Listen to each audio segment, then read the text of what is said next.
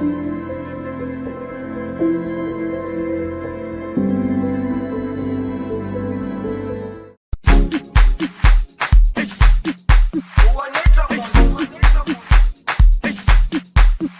bienvenidos a nuestra comunidad de Revijukla, Red Bíblica Juvenil Claretiana.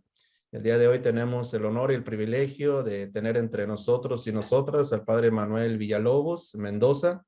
Él es también misionero claretiano, originario de México, somos de la zona, 30, 40 minutos, ¿no? De mi pueblo a su comunidad rural. Y pues él es nuestro motivador de nuestro instituto IBICLA. Él, para los que no lo saben, pues él estudia acá su doctorado en Estados Unidos, en una universidad que se llama Garrett Evangelical Theological Seminary, acá en Chicago. Y precisamente pues ha trabajado muchos textos, ¿no? En este momento, recuerdo que Manuel siempre decía que ya tenía su tesis bien adelantada, la tesis doctoral, sobre el tema que nos va a compartir el día de hoy. Y que por cosas de la vida conoció a otros profesores y también le llamó la atención mucho otros temas que nos va a compartir el día de hoy, pero trabajó mucho este texto de Felipe y el eunuco. Entonces, yo sé que ha escrito varios textos también sobre esto y creo que el día de hoy pues, nos va a compartir su sabiduría, su experiencia. Pues muchas gracias, Manuel, por aceptar esta invitación y bienvenido aquí a nuestra comunidad y a las personas también que nos están acompañando. Adelante, Manuel. Muchas gracias, Gera. Sí, yo creo que de verdad es un placer siempre estar aquí con la gente joven, que yo pastoralmente no he tenido mucha experiencia, pero creo que esos espacios que está facilitando el padre Gerardo y Marjorie, de estar reflexionando la Biblia desde la experiencia del joven, pues yo creo que va a dar muchos frutos después, ¿no? Así que de verdad les animo a seguir adelante. Y bueno, el tema que me pidió Gera es un tema que ya lo tenía casi como en el olvido, ya cierto, este tema de los eunucos. Cuando yo estaba estudiando la tesis doctoral, yo sabía lo que quería hacer, sobre qué quería investigar, y al segundo año, ya casi yo ya llevaba como 2 capítulos de la tesis doctoral, pero todas las lecturas que yo estaba realizando o de investigación, casi todos estaban apuntando o hablando de una filósofa que se llama Judy Butler. Así que me metí a estudiar a esta mujer y al final decidí cambiar también el tema de mi tesis. Y el capítulo que llevaba salió publicado también en un libro de acá en Estados Unidos. Lamentablemente nunca se ha publicado en español. Y es este tema de los eunucos, porque parece ser que en la propuesta de Jesús, todas las personas pueden tener cabida, todas las personas pueden sentirse acogidas por esta idea que Jesús tiene del reinado. Y hay personas que en aquella época tenían una situación bastante ambigua por el hecho de no ser fácilmente catalogados. Hasta el día de hoy, ¿verdad? El cuerpo, cuando una persona no es bien catalogada, se le reasigna, o cuando cuando un cuerpo aparece con las dos genitalias, que es una hermafrodito, se le reasigna un género, por así decirlo, ¿no? Y ya después, lamentablemente, se dan casos donde la persona, su cuerpo no se siente que esté en el cuerpo correcto. Y estos cuerpos que no son fácilmente clasificados o que rompen con la idea de la heteronormatividad. Por heteronormatividad me refiero a la creencia de que las personas creen que solamente las relaciones heterosexuales son las válidas, legítimas y las únicas y exclusivamente las que la sociedad, la religión aprueba. Y cualquier persona que se salga de ese marco de la heteronormatividad, cualquier cuerpo que exprese otros deseos, pues prácticamente sancionado, rechazado, estigmatizado. Y como que esta es hasta el día de hoy esta obsesión de la sociedad y de la religión de estar normando, de estar rigiendo cada cuerpo. Entonces a mí me llamaba la atención ver cómo en la antigüedad se entendía el cuerpo humano y cómo también dentro del cuerpo humano había cuerpos que no eran tan fácilmente clasificados y que eran rechazados por la sociedad y que de alguna manera parece que Jesús encontró a esos cuerpos que nosotros lamentablemente no le hemos puesto mucha atención y parece que también los incorpora dentro de su movimiento, ¿no? Así que les voy a invitar a releer este texto con estas experiencias, pero primero me gustaría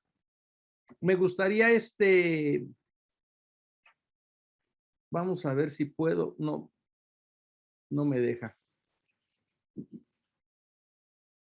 Me gustaría compartir, es un PowerPoint de unas 3 filminas para ver cómo tenía la gente. ¿Pueden ver el PowerPoint? ¿Era? ¿Lo pueden ver? Sí, Manuel, sí, Sí. lo podemos ver. Ok. El cuerpo, cómo el cuerpo es entendido en la cultura grecorromana, porque de lo contrario no vamos a saber ni entender qué es el eunuco. Y primero tenemos que ver que el cuerpo siempre representa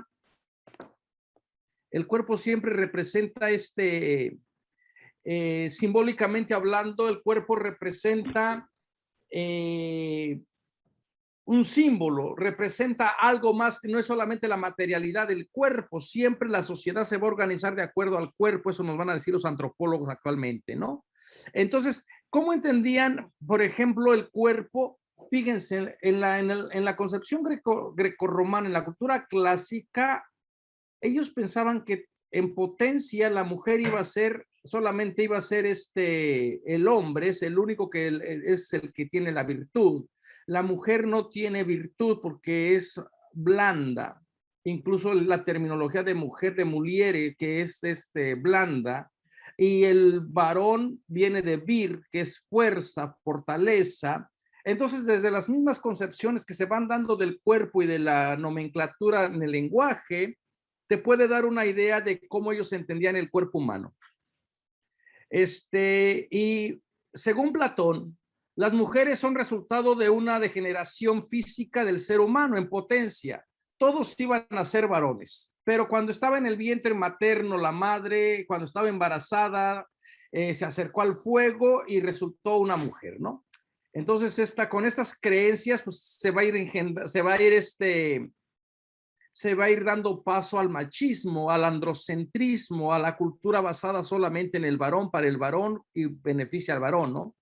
Así que decía Platón que las mujeres son solo los varones los que han sido creados directamente de los dioses y reciben el alma.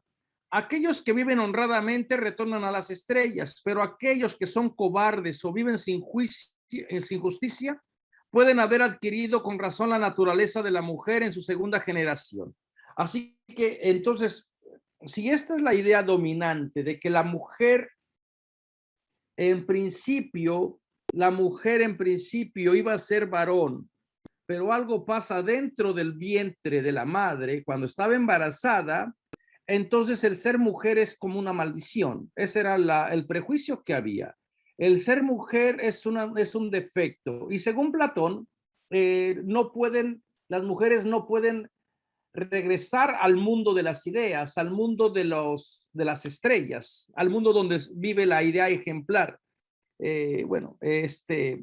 No le llamó Dios, pero nosotros le podemos llamar que es la idea de la divinidad, donde está toda esta idea que Platón va a desarrollar con la idea con estas filosofías de las ideas, ¿no? Entonces las mujeres directamente no pueden regresar a su creación, a su creador, por así decirlo. Tiene que ser por medio de los hombres. El hombre sí, por el simple hecho de ser hombre, tiene directo a pase o acceso a regresar a las estrellas. Pero si el hombre se corrompe, si el hombre no doma su cuerpo, si se degenera, si se va a los vicios, recarga en una mujer.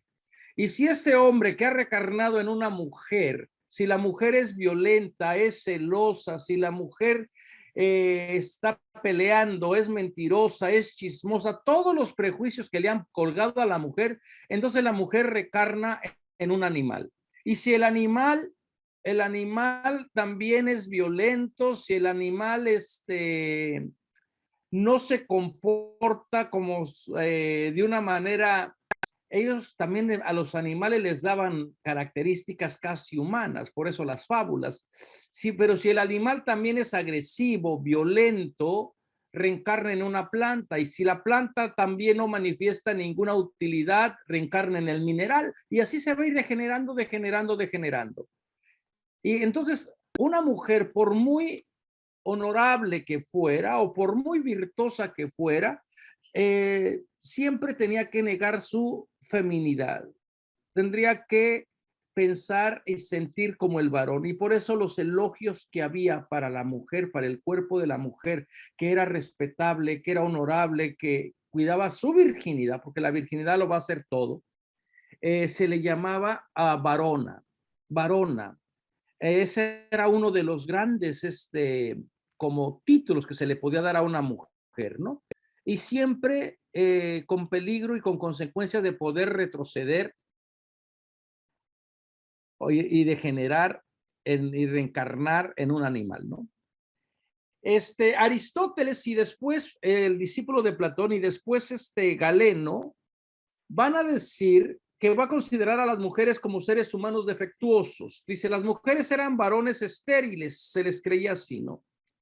La hembra, ya que es deficiente en calor natural, es incapaz de preparar su fluido menstrual al punto de refinamiento, en el cual se convierte en semen, es decir, semilla.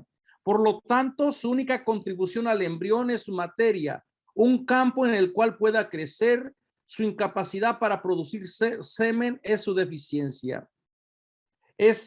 La razón por la que el hombre domina en sociedad es su inteligencia superior. Solo el hombre es un ser humano completo. La relación entre el varón y el hombre es por naturaleza aquella en la que el hombre ostenta una posición superior. La mujer más baja, el hombre dirige y la mujer es dirigida. Estos pensamientos ustedes pensarían que son de, bueno, 3000 años antes de Cristo, pero por desgracia todavía siguen en pie y son los que han creado toda una cultura machista. Entonces, la mujer al no producir semen es estéril, está incompleta. Y fíjense el pensamiento de Platón, de Aristóteles, de decirle realmente, ellos creían que realmente en la procreación la mujer no aportaba nada. El semen del hombre es el que llevaba todo el producto de la vida. ¿Qué es lo que ellos hacían? La mujer solamente es como el campo donde el hombre deposita la semilla, pero realmente de ahí en más no sirve para nada. Y este pensamiento también lo va a tener San Agustín, los padres de la iglesia, 500 años después. Y bueno, parece ser que todavía hasta el día de hoy, todavía estas ideas de la mujer que es defecto, todavía persisten, ¿no? Una de las cosas que había perdón, en la anatomía de aquella época con Galeno, él argumentaba que todo lo que tiene la mujer lo tiene el hombre, o que todo lo que tiene el hombre lo tiene la mujer, pero uno lo tiene externamente, que son los testículos, toda la genitalia, mientras que todo lo que tiene la mujer lo tiene invertido. Y dice Galeno, digo que el instrumento de la generación en la mujer es la matriz, y que ha sido creado similar al instrumento de la generación en el hombre, es decir, el pene y lo que le acompaña. Sin embargo, uno de esos instrumentos es completo y está dirigido hacia el exterior, hablando del pene, de los testículos, mientras que el otro es reducido y está retenido hacia el interior, hablando de la vagina, hablando de los ovarios, constituyendo de alguna manera el reverso del miembro viril. La envoltura de la matriz es como el escroto, el cuello vaginal como el pene. En las mujeres se encuentran dos testículos igual que en los hombres, pero en estos últimos son más grandes, están dirigidos hacia el exterior y tienen a adoptar una forma esférica. En las mujeres son más pequeñas, de esfericidad un tanto aplanada y están situadas en el interior de la vulva. Bueno, con estos conocimientos o desconocimientos de la anatomía, ellos creían que la naturaleza había sido tan sabia para decir el cuerpo humano El cuerpo humano realmente está todo organizado. Y así como el hombre tiene sus testículos y su pene, esto quiere decir que tiene la fuerza y le corresponde el mundo exterior, le corresponde el espacio físico, el dominio, el control. En cambio, la mujer, hasta su misma naturaleza, la ha creado o la ha constituido para ocupar todo el espacio interior. Todo lo que tiene que ver con el mundo interior es de la mujer. La casa, el cuidado de la familia. En cambio, al hombre le toca el espacio, el mercado, el campo. Entonces hay una distinción de roles de género basados en lo que supuestamente ellos creían que era la naturaleza y la anatomía de cada cuerpo, ¿no? Y bueno, ustedes podrán preguntarse, ¿y qué tiene que ver con el eunuco? Porque si no, no van a poder entender el cuerpo del eunuco. ¿Qué pasa cuando un cuerpo no es clasificable? ¿Qué pasa cuando un cuerpo parece que es hombre, pero en realidad no es hombre? No basta nacer hombre, se tiene que hacer hombre. La sociedad espera que la persona, que el cuerpo se comporte de una determinada manera, ¿no? Entonces aparecen también los consabidos roles de género. El hombre por naturaleza va a ser activo, la mujer por naturaleza va a ser pasiva, el hombre es dominante por naturaleza, la mujer es subordinada por naturaleza, el hombre controla, la mujer es controlada, el hombre penetra, la mujer es penetrada. El hombre da la semilla o el semen, la mujer recibe la semilla. El hombre está preocupado por el honor familiar. En cambio, la mujer solamente trae la vergüenza. Uno trae virtud, la otra persona trae vergüenza, la otra persona puede acarrear destrucción al hombre. El honor del hombre está simbolizado en el pene. En cambio, la vergüenza de la mujer está simbolizada en el himen. Y por eso es que va a haber este cuidado que se va a tener que tener de la mujer en relación solamente a la virginidad. Una mujer que ya no es virgen va a ser una mercancía averiada, va a ser algo que ya no puede, que ya no vale, que ya perdió el valor económico, no solamente económico, también moral. Y bueno, esta idea parece que también le gustó mucho a San Jerónimo en el siglo IV, que va a decir que una virgen después de caída ni Dios Padre la levanta. ¿Por qué? Porque perdió su virginidad, perdió lo que le daba su identidad. Entonces, el hombre representa a la familia en el espacio exterior, todo lo que tiene que ver con el espacio interior. En cambio, la mujer representa a la familia en el espacio interior, en la casa. Estas divisiones prácticamente hasta el día de hoy todavía persisten, ¿no? Entonces, ¿cómo se clasifica el cuerpo desde el punto de vista judío? Bueno, primeramente también tienen esta idea de que el cuerpo tiene que ser completo. El simple hecho de poner a la mujer o llamarle a la mujer está incompleta, también es deficiencia. Por eso es que la mujer ni siquiera cuenta ante la ley, la mujer tampoco va a poder, ocupar cargos dentro de la sociedad y tampoco va a tener una personalidad jurídica. ¿Por qué? Porque por naturaleza es incompleta. Incluso una de las palabras en el hebreo para llamar varón es sakar, que también literalmente significa pene. Y la palabra para designar a la mujer es nekeva, que literalmente significa orificio. Entonces, como que en esta anatomía ellos ven claro, uno tiene pene, la otra persona tiene orificio, entonces como que hay una complementariedad. Esto es lo que todavía la teología se va moviendo por esta complementariedad. ¿Y qué pasa con cuerpos que se desvían de estas normas? Pues van a ser castigados. ¿Qué pasa con deseos, con el cuerpo que no es fácilmente clasificado, como les estaba diciendo? Entonces, el cuerpo por excelencia, desde el punto de vista del judío, el cuerpo del sacerdote, el cuerpo especialmente del sumo sacerdote.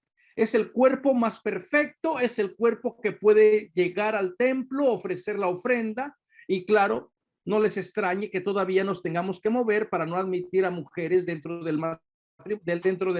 sacerdocio, porque todavía tenemos esta idea, que la mujer es defecto, que la mujer es incompleta. Entonces, para el mundo judío, el cuerpo del sacerdote, del sumo sacerdote, es el cuerpo más perfecto. Y por eso es el que está en contacto con la divinidad, está en contacto con ofrecer la ofrenda, pero no se puede contaminar con nada. De lo contrario, no va a poder realizar sus rituales. Por eso es que en el día del Yom Kippur, en una de las celebraciones más importantes del judaísmo, al sumo sacerdote no lo dejaba ni siquiera dormir, porque podía eyacular teniendo sueños húmedos y entonces contaminaría todo y va a estar indispuesto para celebrar la fiesta. Después del sacerdote viene el levita. Los levitas son las personas que se encargan, que están relacionadas al templo y que se encargan del cuidado de poner el incienso, de remover las cenizas para el incienso, de abrir las puertas del templo, de organizar los coros para cantar los salmos, los levitas de aquella época, ¿verdad? De tiempo de Jesús. Después viene el varón israelita. Este va a ser como todo está jerárquicamente bien organizado. Yo les comentaba en el día de ayer con la parábola ¿cómo se llama? Del buen samaritano.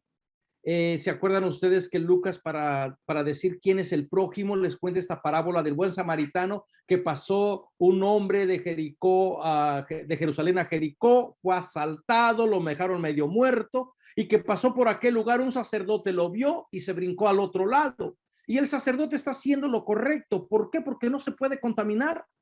La ley así lo estipula. Tú no puedes saber si esa persona, ese cuerpo que está allí, está muerto, entonces va a ser va a pulular contaminación, el tocarle te va a hacer impuro, y más si estás ligado al sacerdocio, al templo, o si vas a la liturgia.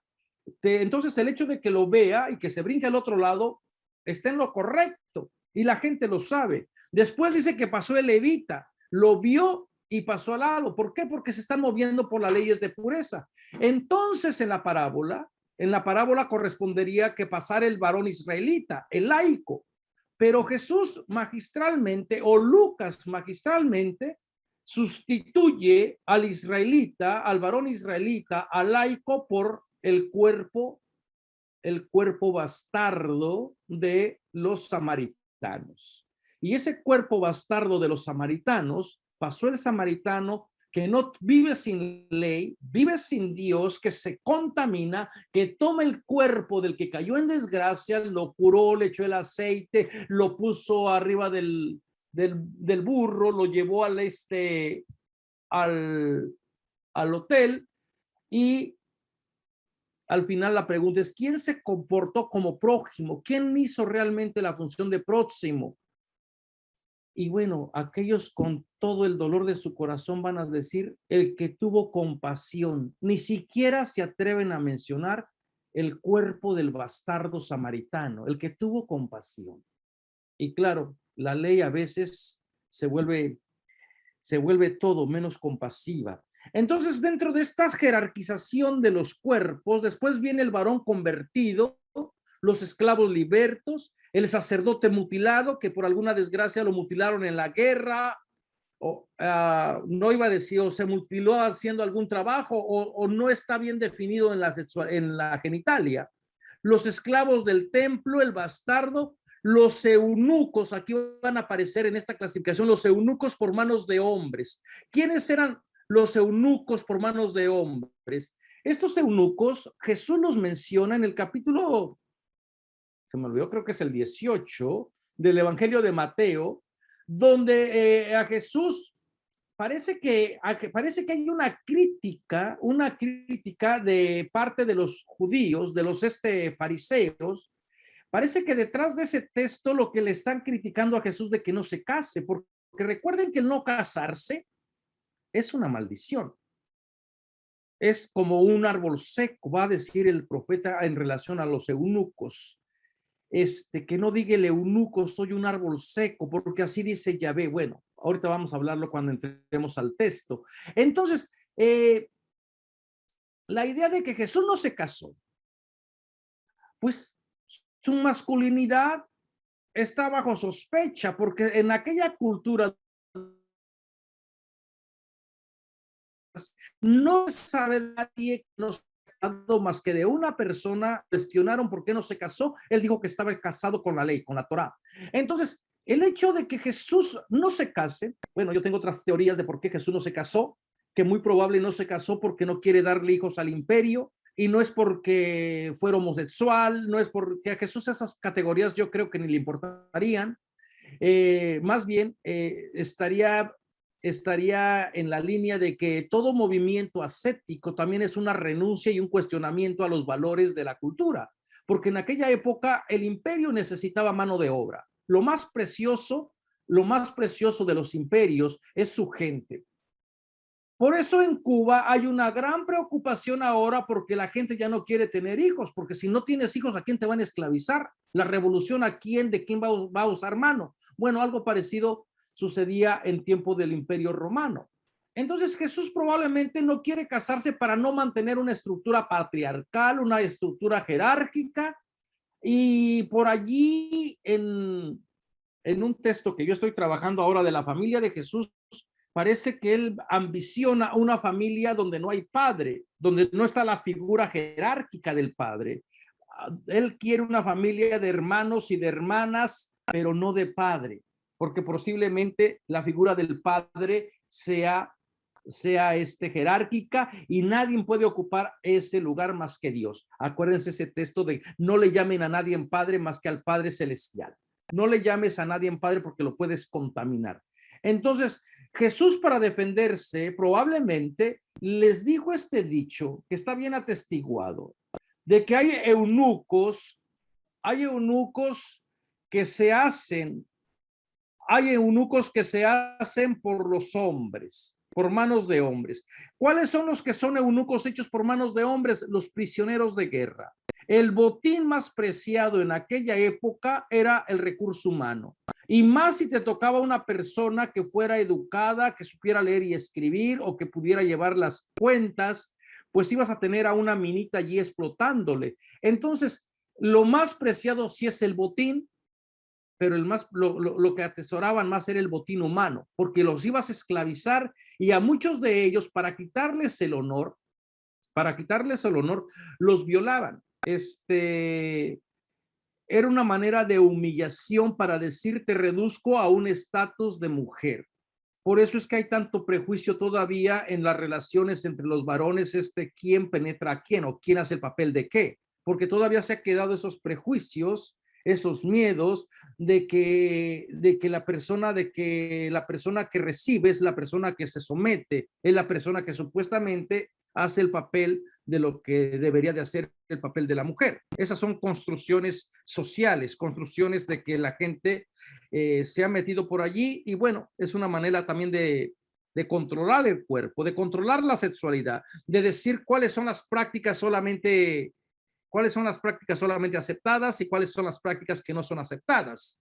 Es el poder de la conciencia religiosa, de ir controlando conciencias, ¿no?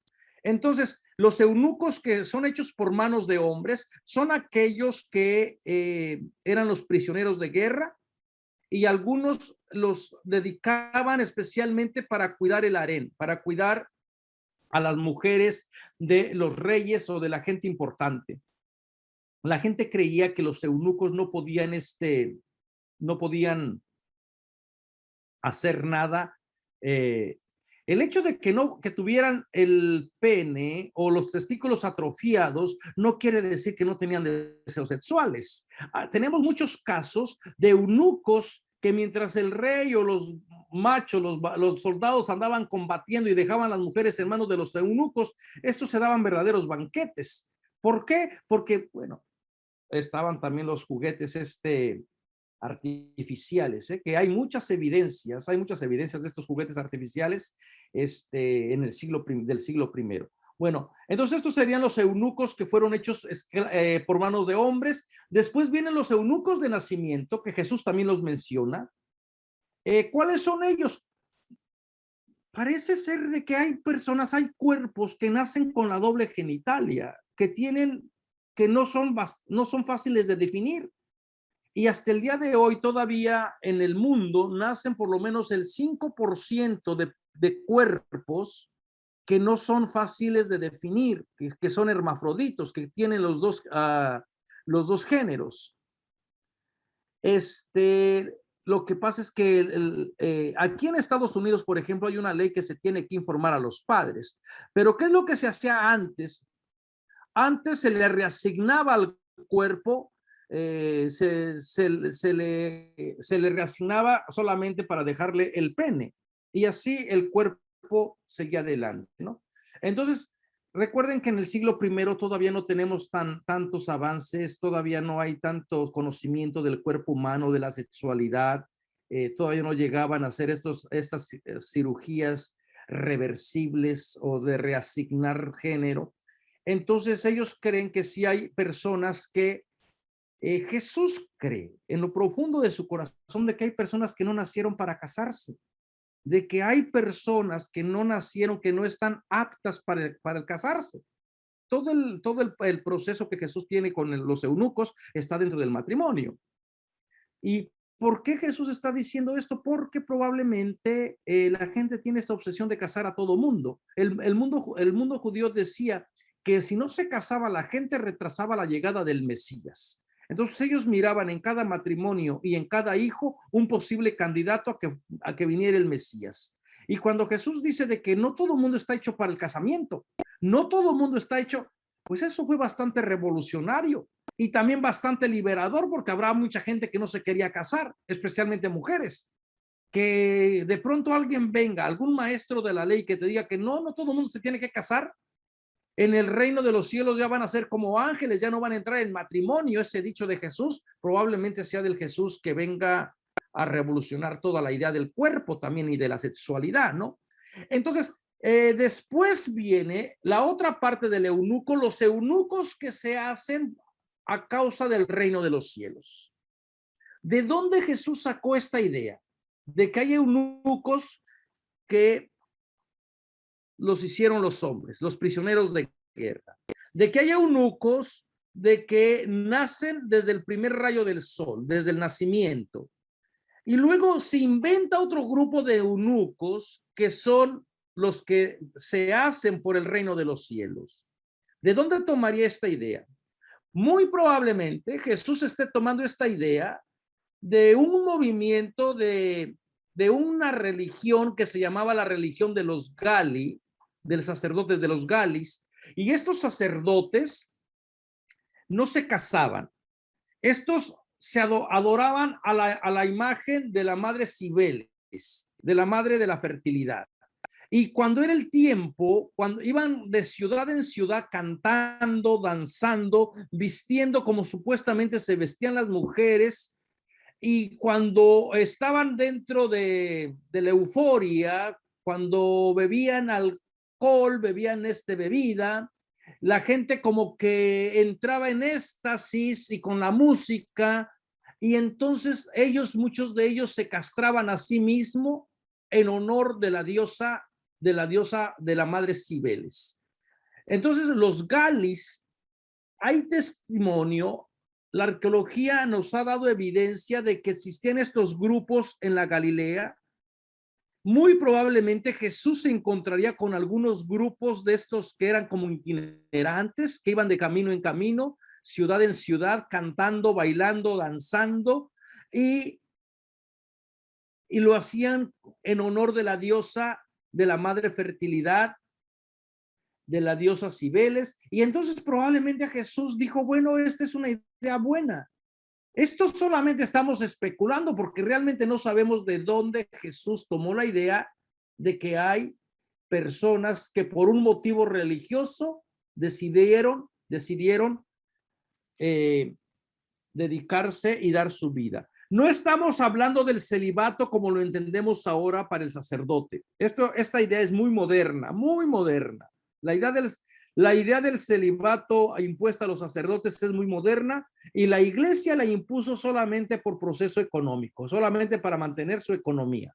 Porque cuando el sacerdote se casaba y tenía sus hijos, los hijos heredaban la tierra y la iglesia no perdía esa porción de tierra. Entonces se inventó esta idea del celibato y ya, bueno, lo justificó con la idea de Jesús, pero el celibato de Jesús nada tiene que ver con la teología del celibato nuestro ahora. Bueno, este es otro apartadito. Entonces, muy probablemente Jesús tenga esta idea de los eunucos que no se casan o que no entran en matrimonio, muy probablemente algo parecido a los sacerdotes de la diosa Cibeles, que se llamaban los Galis y que andaban de ciudad en ciudad, ¿no? Y después dentro de este mundo jerárquico tenemos a los varones con el pene mutilado y a los varones sin pene. Y todo esto ustedes lo pueden encontrar en el libro de Levítico. ¿Quién no se puede acercar a llevar la ofrenda del Señor? Todos los que tienen algún defecto físico, los que les falta un dedo, los mancos, los cojos, los ciegos, el sarnoso, el tiñoso, el que tiene seborrea, el que tiene el empeine, el que está visco. Todo esto lo pueden ustedes leer en el Código de Santidad. Y al final vienen los que tienen el pene mutilado y el testículo aplastado. Ninguna de esas personas, dice Yahvé a Moisés, se podrá acercar al templo del Señor a ofrecer la ofrenda, porque son cuerpos desechables. El único cuerpo entonces que va a poder acercarse a Dios es el cuerpo del sacerdote, ¿no? Bueno, aquí están todas las actitudes que se han tenido contra el cuerpo de la mujer, de los santos padres, pero la vamos a dejar hasta allí para entrar al tema del capítulo. Gera, ¿puedes buscar el libro de los Hechos de los Apóstoles? Creo que es el capítulo 8, si no mal recuerdo. Capítulo 8, donde se va a presentar la idea de Felipe, que va a entrar en un encuentro con un eunuco. Fíjense que lamentablemente estas lecturas casi no se prestan atención. E incluso cuando se va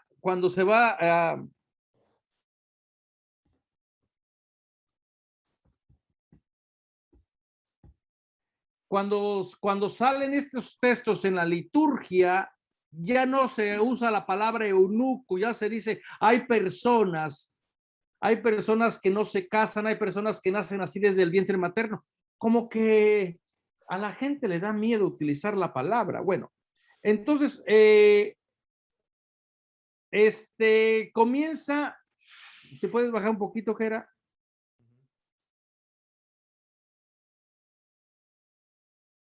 Aquí está Felipe y el etíope. Fíjense, Felipe y el etíope, ya es le hubieran puesto Felipe y el eunuco, porque realmente es lo que define y lo que hace interesante esta historia. Bueno, la gente también a veces cree que todo lo que nos presentaba el libro de los Hechos de los Apóstoles, de que la comunidad se reunía, compartía el pan, que no había envidia, bueno, eso era el ideal. En la práctica tenemos una comunidad dividida y prácticamente otra de las cosas que tenemos que ver dentro del libro de los Hechos de los Apóstoles, que nos está llevando a ver la acción del Espíritu, el Espíritu que cruza fronteras, que sale de los límites de Jerusalén, pero todo es concéntrico. Van a ser testigos, dice Lucas, comenzando por Jerusalén, Judea y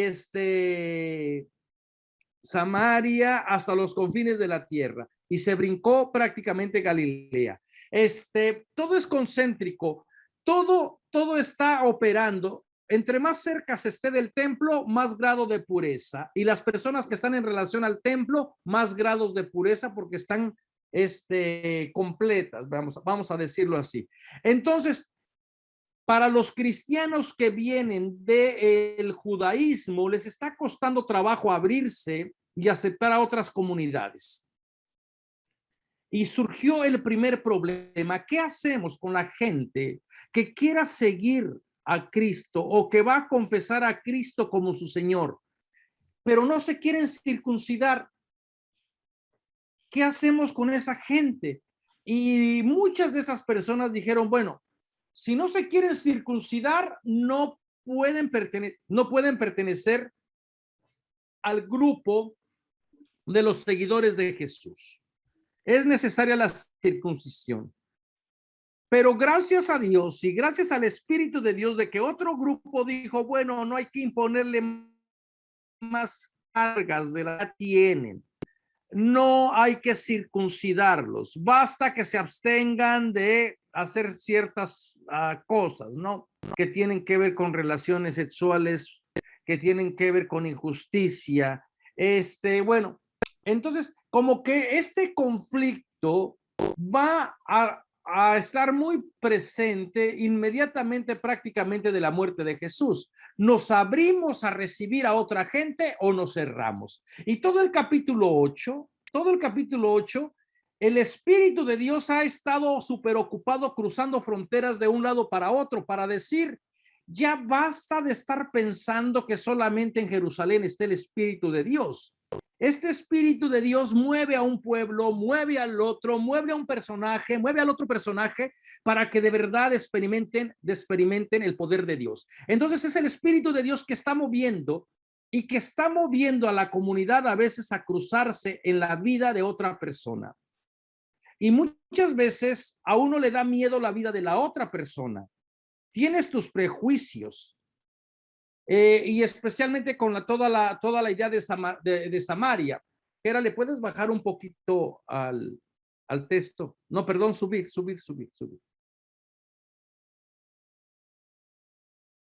Ok. Toda esta parte, el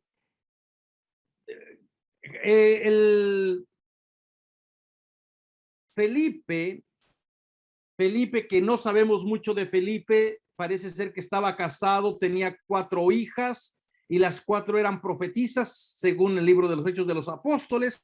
No sabemos exactamente más de ellas.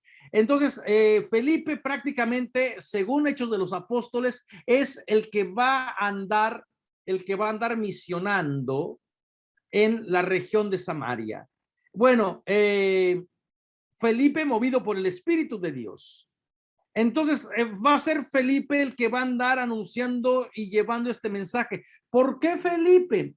Porque probablemente la gente que viene del judaísmo radical, como serían los que están atados al templo, como serían la figura de Santiago, la figura de Pedro, pues no quedarían muy contentos con esta idea. ¿Por qué? Porque todavía tienen los prejuicios de que los samaritanos, recuerden, hay estas, históricamente hablando, estas discrepancias entre los judíos y los samaritanos, que no se quieren, que no se llevaban bien.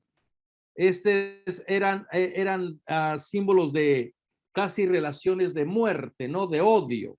Entonces, el hecho de que el Espíritu de Dios mueva a Felipe a ir a un lugar odiado, es porque está rompiendo las fronteras para decir, ya no hay un pueblo que se va a privilegiar de otro pueblo. Ahora, delante de Jesús resucitado, toda la comunidad, toda la creación va a tener que comenzar a escuchar las maravillas del Espíritu de Dios en su propia lengua. Lo que sucedió en Pentecostés, ¿se acuerdan ustedes? ¿Cómo es que nosotros los oímos hablar en nuestra propia lengua? Aquí hay gente, partos, elamitas, de la Mesopotamia, de Arabia, de Panfilia, de Frigia, del Ponto, de Cirene, de Libia, de Roma. Todo mundo oye lo que el Espíritu está haciendo en su propio idioma, en su propia cultura. Con eso queda establecido que ya no puede haber un pueblo que se va a privilegiar sobre otro pueblo, ni un cuerpo que va a ser más importante que otro cuerpo. Si realmente queremos ser personas de Pentecostés, celebrar que ya no va a haber en Cristo Jesús, que ya no va a haber estas distinciones de hombre y mujer, libre o esclavo. Entonces, todo queda prácticamente reducidos a que todas las personas puedan experimentar esta salvación. Entonces, es el poder del Espíritu de Dios que lleva a Felipe andar incursionando, andar evangelizando, cruzando fronteras. Y yo creo que le costó bastante tiempo cruzar fronteras. Cruzar fronteras geográficas es fácil. Lo más difícil es cruzar las fronteras psicológicas, ir a donde están los bastardos, a los que no son pueblo, a los que no practican la ley de Dios o a los que no guardan los mandamientos, y que de pronto diga el Espíritu de Dios que eso también ellos son queridos y llamados por Dios, probablemente les costaría muchísimo. Entonces, después de este episodio, mucha gente le va a creer a Felipe. Ahí se narra el episodio de Simón el mago, que viendo cómo Felipe impone las manos y el Espíritu de Dios hace obras extraordinarias, Simón el mago quiere que también le impongan las manos y le ofrece dinero a Felipe, traficando con lo sagrado. Felipe lo rechaza y después, una vez que concluye esa parte, Felipe es movido por el Espíritu de Dios al camino que va al sur. Y fíjense lo que le baja para abajo. Gracias. Dice, el ángel del Señor le dijo a Felipe, entonces, el ángel regularmente es la manifestación de lo divino. Este representa, es Dios mismo que quiere que la misión vaya no solamente a incluir a pueblos que no eran incluidos, sino también a incluir a cuerpos que eran excluidos, probablemente por no estar bien clasificados. El ángel del Señor, entonces, es la voluntad de Dios, es el que está detrás de toda la escena, el que va a mover a Felipe para que se ponga en marcha hacia el sur, siempre mirando al sur. Regularmente la gente siempre mira al norte, pero aquí es mirando al sur. Y en este camino, recuerden que uno de los primeros nombres que se les dio a los seguidores de Jesús, todavía no se les llamaba cristianos, se les llamaba los del camino. A esta comunidad, Jesús o el Espíritu de Jesús resucitado le está sacando de su zona de confort y le está llevando, le está moviendo a que vaya a un lugar donde va a haber un encuentro, no solamente encuentro cultural, sino también un encuentro de cuerpos. Y vamos a ver cómo se leen los cuerpos. Ponte en marcha hacia el sur por el camino del desierto. Ya toda esta idea del camino del desierto que baja de Jerusalén a Gaza, toda esta idea del camino de Jerusalén, el simple hecho de mencionar el desierto les va a traer a la memoria el éxodo. Pero esto va a ser un éxodo de liberación completa, no solamente de la tierra de la esclavitud, sino también de liberación de tus prejuicios, de aquellas cosas que te impiden ver a la otra persona como tu igual, como tu hermano, como tu hermana, de quitarte tantas ideas que te han ido envenenando la sociedad, del discursos homofóbicos, para ir condenando a ciertos cuerpos a la no existencia. Entonces, esta idea del éxodo del desierto y que pretende iluminar no solamente el aspecto geográfico, sino también un aspecto teológico. Es el Dios otra vez del desierto, el Dios que escucha el clamor, el Dios que ve la opresión, el Dios que ve y que ve a un cuerpo que no es clasificado. Dice, Felipe emprendió el viaje y resultó que se encontró con un etíope eunuco. Esta persona tiene todas las de perder. Es eunuco y además es negro. Muchas personas han querido argumentar que antiguamente no había prejuicio en contra del color de piel, pero ya hay textos de Heródoto, el historiador Heródoto, donde ve a los de Etiopía como cobardes, como mujeriles, porque dice que el sol les secó su fuerza, refiriéndose al color negro. Aunque también en otros textos Etiopía es un lugar mágico, es un lugar paradisiaco, bucólico. ¿Por qué? Porque es donde se encuentra la gente más bella. también ellos van a tener estas ideas, ¿no? De la gente negra. Entonces, parece ser que el espíritu hay un cruce también de raza. Por un lado tenemos a un cuerpo que representa, que está completo, que representa pureza, que representa la ley, que representa al que es pueblo de Dios, simbolizado en el cuerpo de Felipe, y por otro lado tenemos a un cuerpo que no es persona, que es eunuco, que no es ni hombre, que no es ni mujer, y además su raza no pertenece al pueblo. Y dice, muchas personas quieren verle que es un eunuco con mucho poder porque es un alto funcionario encargado de todo el tesoro de Candace, reina de los etíopes. Por mucho dinero que tenga, esta persona vive sin honor. Hay testimonios, por ejemplo, que eunucos, esclavos eunucos los esclavos también podían ir acumulando cierto dinero, y en algunos casos algunos esclavos acumulaban tanto dinero que el patrón o el amo les daba la libertad a condición, les compraba su libertad para que todo el dinero se quedara dentro de la familia.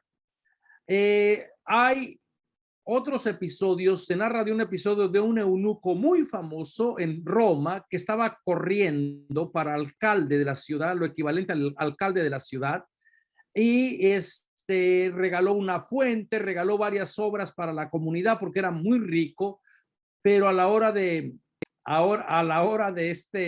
la elección perdió porque era eunuco. No importa cuánta riqueza tiene, siempre va a cargar el estigma de ser eunuco, de ser eunuco, de ser eunuco. Entonces tiene todas las de perder. Y bueno, es cierto, sabe leer. Y dice que había ido a Jerusalén para adorar, y en el viaje de regreso a su país iba sentado en su carroza leyendo el libro del profeta de Isaías. Entonces fue a Jerusalén.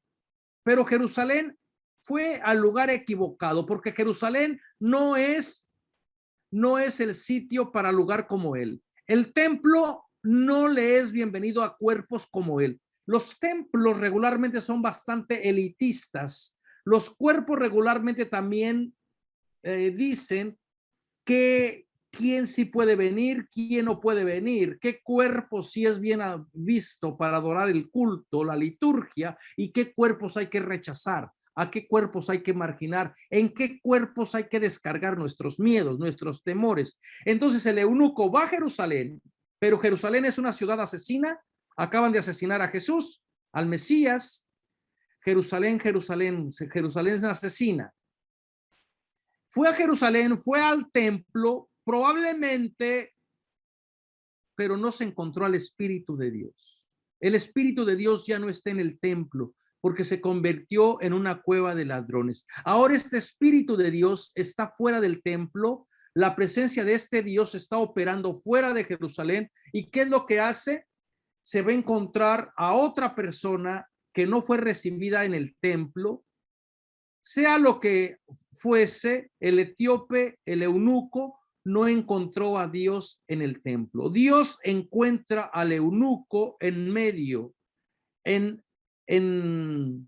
estas fronteras psicológicas, ni en Jerusalén, ni en Gaza, en medio, en el desierto. Es el Dios de las teofanías de los padres del desierto, el Dios de la naturaleza, el Dios que no necesita casa, el Dios que no necesita tienda, el Dios que se hace presente en un lado y en el otro lado. Entonces este Dios se encuentra al eunuco que ha sido rechazado porque el templo con su ley no es para el eunuco. Pero viene leyendo, y el eunuco no es tonto, sabe leer y está leyendo al libro del profeta Isaías. ¿Y quién es Isaías?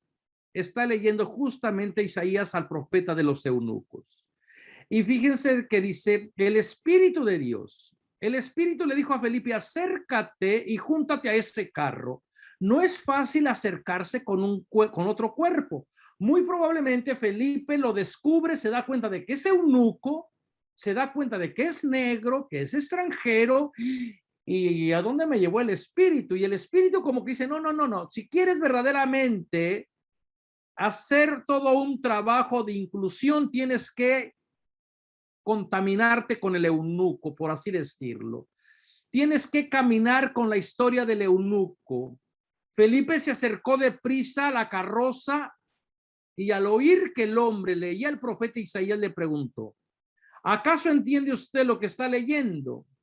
¿Y cómo lo voy a entender? Contestó, si nadie me lo explica. Fíjense cómo la palabra, cómo la Biblia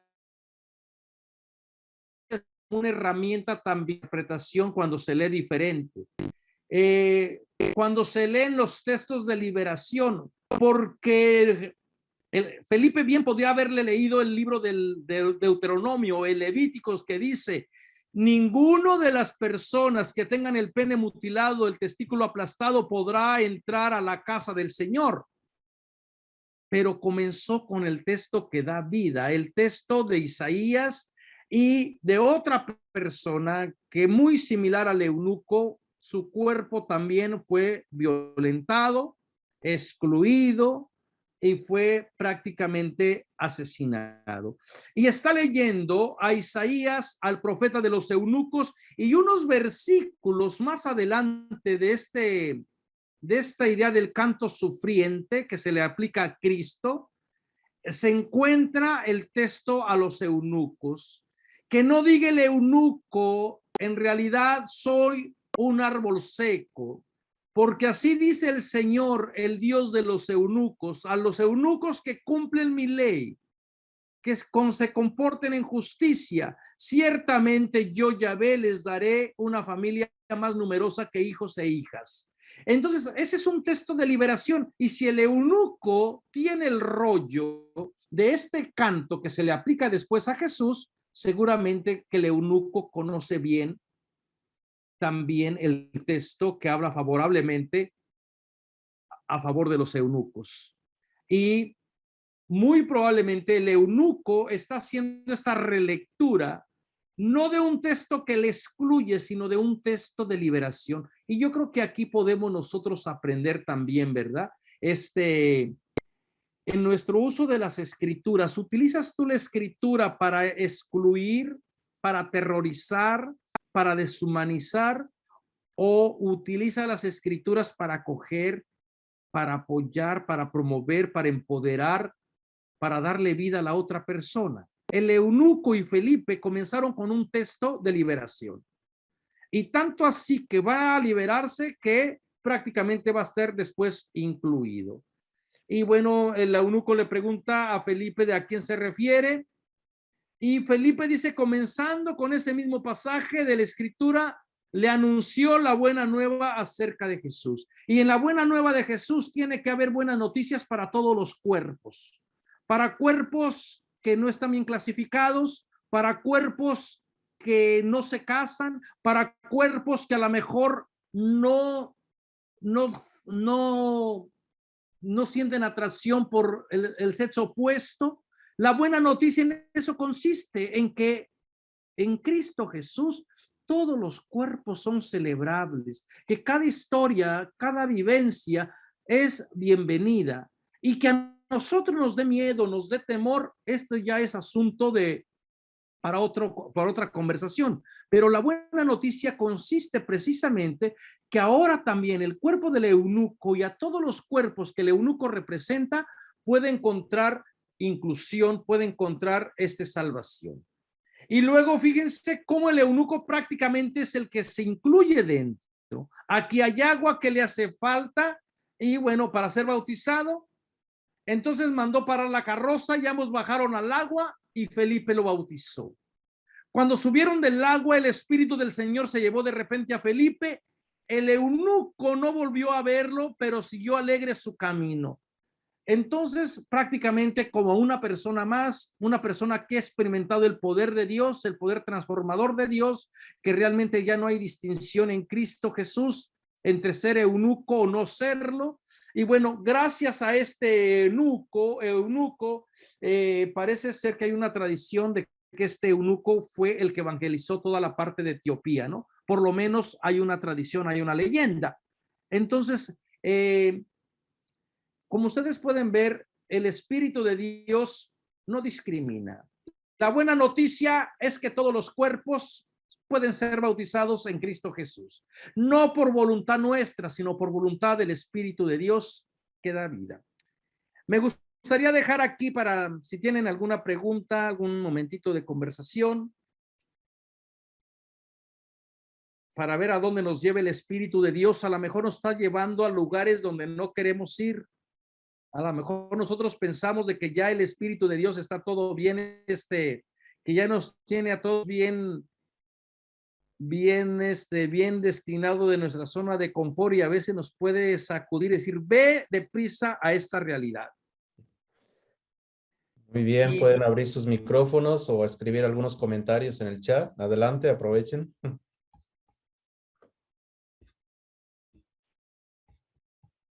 No sean tímidos, tímidas. Adelante.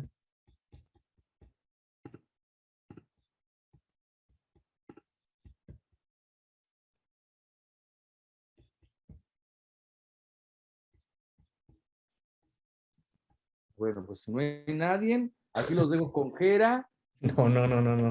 Manuel, a ver. A ver, Fabián. Adelante, Fabián. Buenas noches, padre. Gracias por su interpretación. Ahí sería un poquito, pues obviamente yo lo tomo de la parte, obviamente, de evangelización, que todos están llamados a tener esa evangelización de todo eso que Jesús pues vino a que los discípulos transmitieran. Pero hay una cosita que aquí viendo, porque yo estaba leyendo primero en la Biblia de Navarra, la tengo en el celular, y en el versículo 37, él no me muestra la parte donde le dice, o sea, donde le dice, si tú crees en Jesús, o sea, tienes que profesarme que crees en Jesús y yo te bautizo. Y antes de parar el coche, pues obviamente tendría que decirle a Felipe, yo creo en Jesucristo, para que Felipe lo bautizara. Entonces, en la Biblia de latinoamericana, que tiene aquí unos pequeños parrafitos que como que da una orientación, una pequeña orientación. A ver, ve al texto. En el texto dice que crees en Jesús. O sea, en el de Navarra no, pero en la Biblia latinoamericana sí le dice la pero parte. Pero la nota a pie de página. No, lo dice en el texto, en el versículo 37. ¿Qué dice? Obviamente le dice, Felipe le respondió, puedes ser bautizado si crees con todo tu corazón. El etíope replicó, creo que Jesucristo es el Hijo de Dios. En esta sí la muestra, pero en la nota de página que me llamó la atención dice que la importancia de este nuevo encuentro se debe a que se trata de un extranjero, vino a adorar en Jerusalén, era por tanto un adorador de Dios, esto es un convertido a la fe judía, pero no ha adoptado sus prácticas. Si hubiera sido un eunuco en el estricto sentido de la palabra, le habría estado prohibido el acceso al templo. Esa nota de pie de página es una interpretación que hace un biblista. Ya. Si no fuera eunuco, el templo tenía sus maneras de recoger la limosna. La iglesia te recoge la limosna hasta del narcotráfico. Y se hace de la vista gorda. Y si es una persona poderosa, el texto claramente especifica que es un eunuco. No hay manera de negarle. Ya. Ahora, lo que la persona que escribió la parte de la interpretación de la Biblia de Jerusalén es su interpretación de esta persona. Y no quiere decir de que porque escribió esa persona no tiene la autoridad de decir que es palabra de Dios. Las notas, recuerden que las notas de pie de página nos ayudan a entender a veces el texto, pero, por ejemplo, yo escribí en la Biblia de nuestro pueblo las notas de pie de página y es mi propia interpretación, pero otro biblista probablemente con toda razón va a tener otra interpretación y se discute y podemos entrar en diálogo, en conversación. Pero el texto definitivamente te dice que es eunuco. 2 eunucos aparecen en el Nuevo Testamento, que es este, y los otros, que el otro dicho de Jesús que les estaba comentando. Correcto. Gracias. Ok. Gracias, Fabián. ¿Alguien más que quiera hacer alguna pregunta, comentario o aclaración con Manuel? Adelante. Señor Ricardo, bienvenido. Sí, yo primero, bueno, felicitar por el tema, ¿eh? No es un tema fácil y es un tema que hasta el día de hoy está como un poco tabú. Y pedirme disculpas porque la verdad es que no pierdo la oportunidad de interrumpir y tal vez em, dar opiniones a veces, pero que tal vez no sean del agrado de toda la audiencia, pero no puedo dejar de no hacerlo, sería muy hipócrita si no lo hiciera. Así que mi disculpa. Tranquilo, adelante, está en confianza, Sí, adelante. sí, sí, no, por eso, para que no se me malinterprete Sí, que así ay, sí. ahí apareció este Ricardo otra vez, entonces no, ¿ya? A este Ricardo le vamos a poner cruz, cruz. Ay, no es cierto, Ricardo. Bueno, Adelante. Manuel, quisiera hacerte la siguiente. Yo llegué, entré tarde realmente hoy día y me perdí una fracción de tu charla. Eunuco, exclusivamente el término de eunuco se le asignaba a los que estaban castrados, tenían algún defecto a nivel genital, o también eunuco, también tengo entendido, puede que esté profundamente equivocado y me disculpas por eso, a las personas también medias tímidas, medias que tenían una personalidad especial que también tal, o sea, se les etiquetaba como eunuco. Incluso, y perdón por lo que voy a decir, en alguna parte leí que a Jesús se le llamó una vez eunuco o algo así. Por favor, esa es mi pregunta. Eunuco, el término eunuco, ¿cuál es la amplitud que tiene realmente? Seguramente que le faltó la primera parte donde estaba hablando del dicho de Jesús de que hay eunucos por el reino, los diferentes tipos de eunucos. ¿Escuchó esa parte cuando estaba? Bueno, y también de que probablemente en el Evangelio de Mateo, donde aparece ese dicho de que hay eunucos que nacen desde el vientre materno, los eunucos desde que ven el sol, hay otros que se hacen, que son los prisioneros de guerra o los que nacen con algún defecto en la genitalia, en los testículos o en el pene. Y hay otros, Jesús tomó el ejemplo de que hay otros que se hacen eunucos por el reino de los cielos. Y les estaba comentando de que esta idea probablemente la tome de los sacerdotes Gali, que adoraban a la divinidad, a una divinidad que se llamaba Cibeles, a la diosa Cibeles, que estaba relacionada con la fertilidad, con el culto de la vida, la muerte. Y estos sacerdotes galis eran muy conocidos en todo el imperio y pregonaban, iban itinerando, predicando, llevando la imagen de la diosa Cibeles, y en tiempos de la primavera, cuando celebraban la vida sobre la muerte, recuerden que son estas ideas que se mueven en torno a las cosechas. Cuando estaban en éxtasis, cuando bebían alcohol, entraban en euforia y ellos mismos se castraban.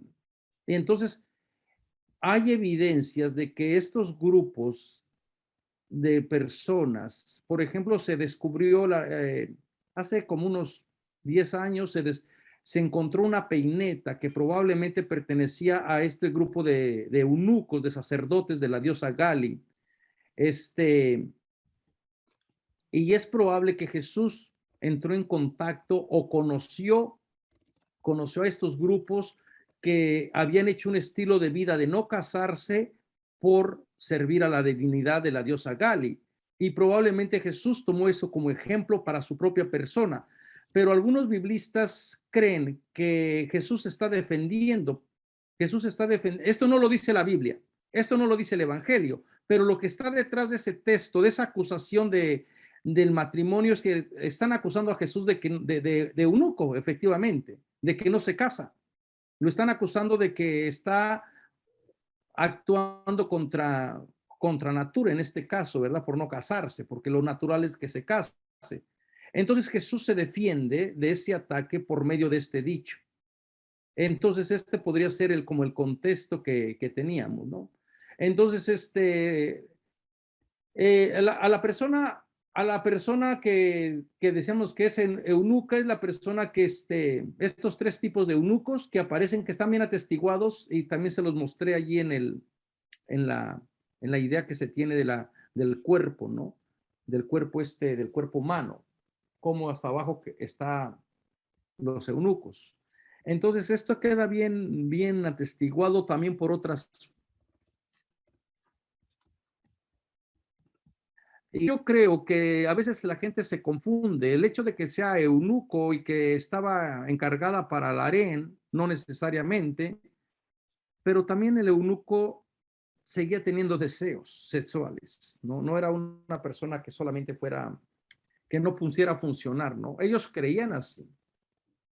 Ok, Marjorie. Bien, gracias, Manuel. Mario.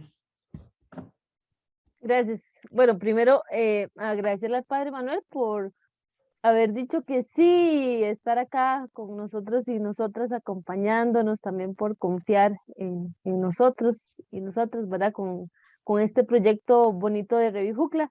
Y lo otro que me llamó la atención, lo que él decía, ¿verdad? Tengo dos versiones de Biblia, una es la Biblia católica para jóvenes y en esa, pues nada más dice como el etíope, hombre de confianza, de no sé qué, ¿verdad? Y después la otra versión que es la versión de Jerusalén, y ahí sí dice eunuco. Entonces sí me llama la atención eso, ¿verdad? Cómo se quita esa parte que usted decía que tan importante, ¿verdad? Y pues nada más se suprime. Y lo otro que también, digamos, como reflexión del texto que me dejó, y pues que es algo que nosotros y nosotros hoy tendríamos que ver, ¿verdad? Cómo es esa acción del Espíritu, ¿verdad? Que es tan libre que, bueno, le hace a Felipe ir a bautizar a este eunuco, pero que no es algo encerrado, ¿verdad? Que es sin condiciones, es libre y pues así nosotros y nosotros tendríamos que ver esa acción del Espíritu, ¿verdad? Y no encerrarlo en ciertas personas ni en ciertos lugares, pensando que solo está ahí y que solo está en ciertas personas, ¿verdad? Porque a veces lo queremos ver así, que solo está como en las personas que me caen bien o solo en lo bonito y no queremos verlo más allá. Entonces, me gustó mucho eso, ¿verdad? Cómo la acción del Espíritu fue tan libre, tan espontáneo que no importó en este caso, ¿verdad? Raza ni nada, sino que simplemente actuó así, ¿verdad? Con libertad y pues así es Dios también. Entonces, eso era lo que quería yo decir. Gracias. No, gracias, Marjorie. Y bueno, tristemente, ¿verdad? Que las Biblias no traduzcan la palabra eunuco, como que lo invisibilizan el cuerpo. Y siempre hay esta tendencia de invisibilizar a cuerpos minoritarios, de borrarles de su historia o de quitarles su esencia. Pero por otro lado tenemos al Espíritu de Dios que nos invita, nos empuja a ir cruzando fronteras, y a veces estas fronteras psicológicas son difíciles de ir eliminando, pero el espíritu que incluye, que acoge, que celebra la diversidad, independientemente de raza, orientación, ¿no? Al final y al cabo, la misión no era de la iglesia, la misión no es de la iglesia, la misión es del Espíritu de Dios. El fin último no es la iglesia, el fin último, la iglesia es el medio para llevar al Espíritu, pero el Espíritu es el que sigue siendo dueño de la misión. Muy bien, gracias, Manuel. César Augusto tiene la mano levantada y después te voy a hacer una pregunta, Manuel. Adelante, César. Hola, buenas noches. Gracias, Manuel. Gusto en saludarte nuevamente. Hola. Te estuve viendo ahí en la inauguración del Museo de Medellín. Sí. Y ahora te veo por acá. Fíjate que te agradezco la interpretación, un texto muy, muy rico, veo. Y a mí me viene nada más el tema pastoral, o sea, cómo hacer realidad el tema de la pastoral de la inclusión. Y ahí uno ve mucho sufrimiento, ¿verdad? Porque la estructura, la iglesia, tiene unas reglas que no permiten que este episodio de Felipe con el eunuco se sigan repitiendo. O sea, hay condiciones, y hay mucho sufrimiento, ¿verdad? Mucha gente con una fe muy, muy profunda, muy sincera, pero que se encuentran que no reúnen los parámetros que la sociedad pide para vivir su experiencia humana del amor, para vivir su propia sexualidad dentro de esta iglesia. Entonces, alguna vez creo que el padre Julio también abrió el tema de cómo pastoralmente empezar a acompañar, pero es duro hacerlo desde esta estructura que tiene reglas y que tiene condicionamientos, porque siguen estando, aunque tú acompañes, aunque tú les digas, siguen estando esas reglas y siguen estando esos parámetros y esos prejuicios.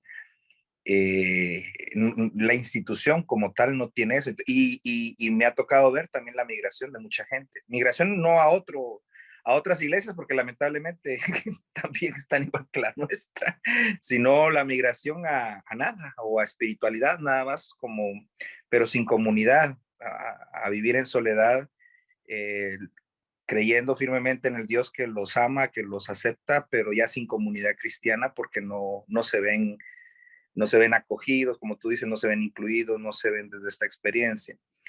Bueno, solo te compartí eso porque escuchándote, me suscitó todo ese desafío pastoral. Aquí sé que en Estados Unidos creo que tienen más recorrido en eso.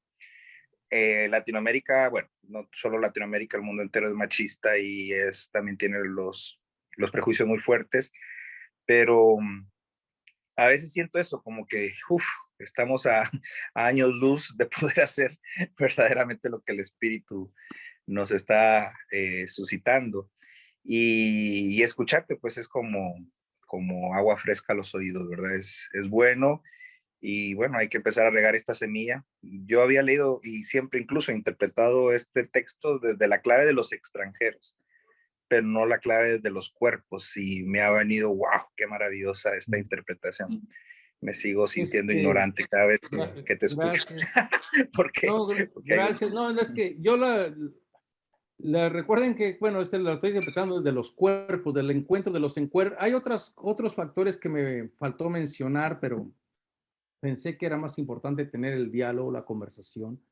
Efectivamente, yo creo que es muy difícil pastoralmente estar dentro de una iglesia, institución, pero al final yo creo que la persona tiene que tomar su decisión, su discernimiento de decir a quién ser más fiel, a la institución o al Espíritu de Dios.